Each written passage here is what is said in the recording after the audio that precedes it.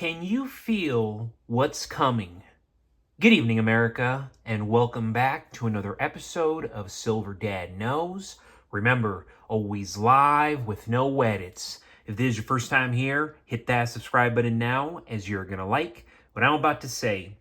So, just to begin this evening, I am presenting to you right here a Prospector piece. Very, very unique, very, very sought after, especially this one because, as I said, has a unique design. I'm going to get to that. This 1 ounce silver Prospector round is one of the most popular and trusted ways for stackers and investors to hold physical silver.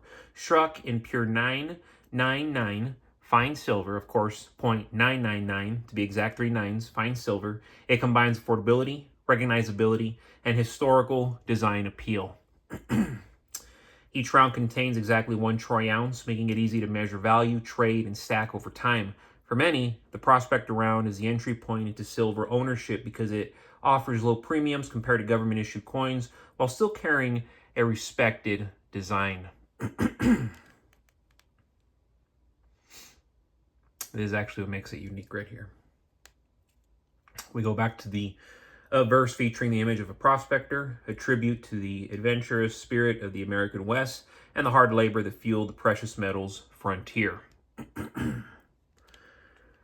And of course, what makes it so unique is its reverse.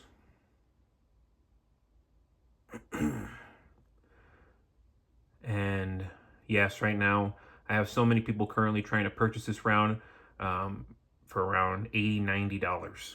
Crazy, right?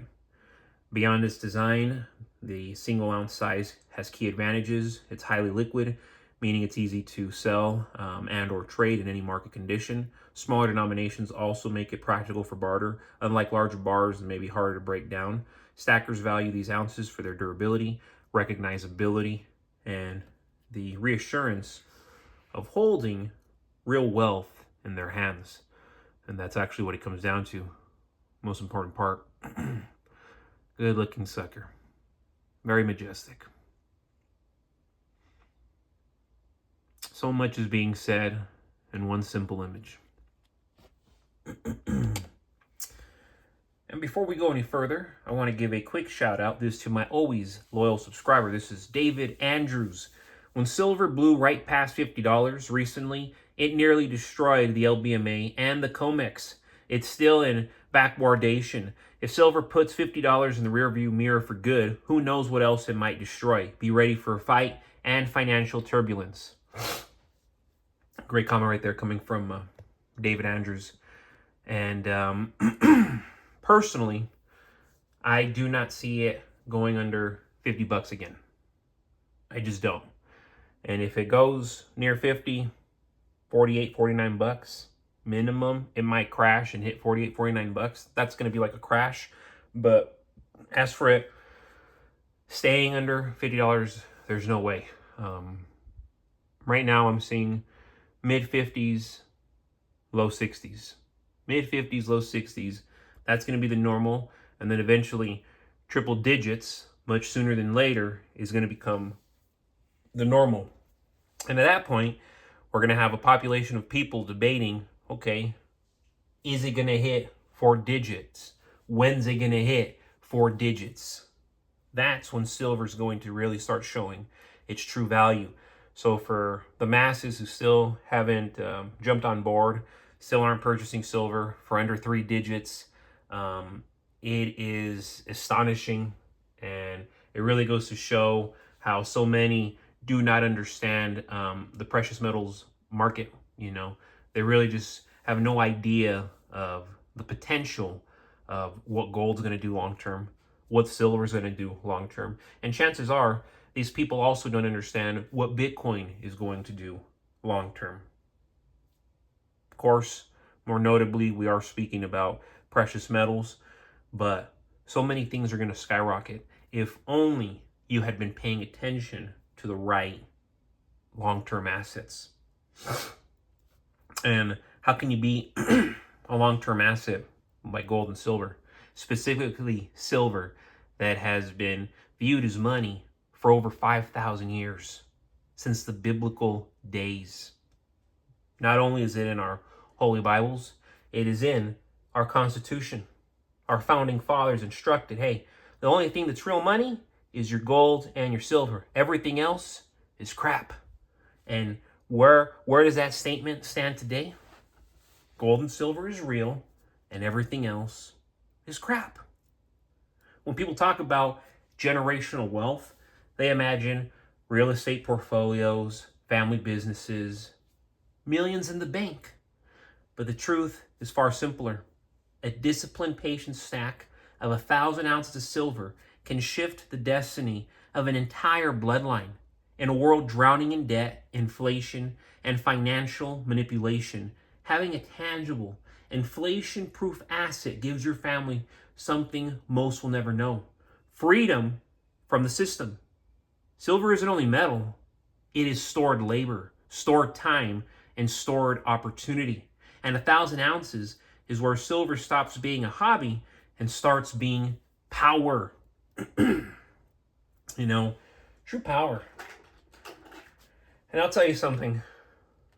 When I grab my silver, I look at it, I enjoy it. It makes me feel proud knowing what I have.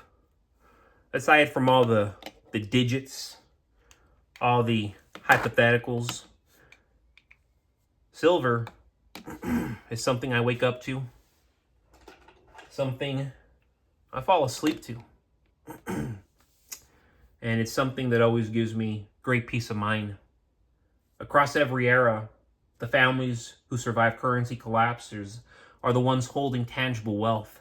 When paper dies, metals thrive, and 1,000 ounces forms a foundation that shields your family from the storms ahead.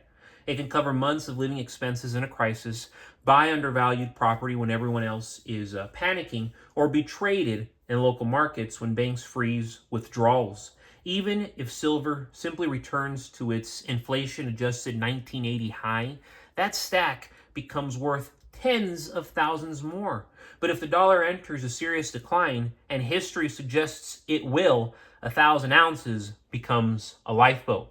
And I will bargain, it's undoubtedly already a lifeboat. It's already a lifeboat, and so many should be holding it. So many should have been holding it a long time ago. Most Americans don't even have $1,000 saved, let alone 1,000 ounces of anything. That's what makes this stack transformational. You're positioning your bloodline on the right side of history when others gamble on the system lasting forever. Because it's not going to. No way. Silver has been real money for 5,000 years. I cannot stress that enough. And every empire that debased its currency eventually collapsed. When that moment arrives, your descendants won't be scrambling to survive. They'll already be insulated. They'll inherit preparedness instead of panic, strength instead of scarcity. Talk about life insurance, right? But it's not only about the value of the metal, it's about the mindset it builds. Stacking 1,000 ounces teaches discipline, patience, and long-term thinking, traits that echo down generations. Your kids and grandkids won't only inherit silver, they'll inherit the example you set. In a culture obsessed with instant gratification, you're going to be different. You're going to be the anomaly, the ancestor who prepared instead of indulged, who built instead of borrowed. And there's so many borrowers now. Imagine your bloodline 50 years from now. Silver skyrockets due to industrial demand, currency resets, and global shortages, or becomes essential in energy tech and digital infrastructure, or the world simply continues on a slow decline where savings get eaten alive by inflation. In every scenario, the family holding 1,000 ounces is in a far stronger position than the one holding a savings account. I mean, it's that simple. You want something real, or you want something made up? I want something real. I want something hypothetical. I want the real deal. 1,000 ounces isn't out of reach. It's achievable with discipline and consistency, 1 ounce at a time. And once you've stacked it, you've built more than wealth. you've built a shield, a foundation, a legacy, something your grandchildren will thank you for long after you're gone. 1,000 ounces isn't just silver, it's generational power. But folks, as always, thank you so much for joining us for another evening, another episode of Silver Dad Knows. God bless you, God bless your household, and God bless America.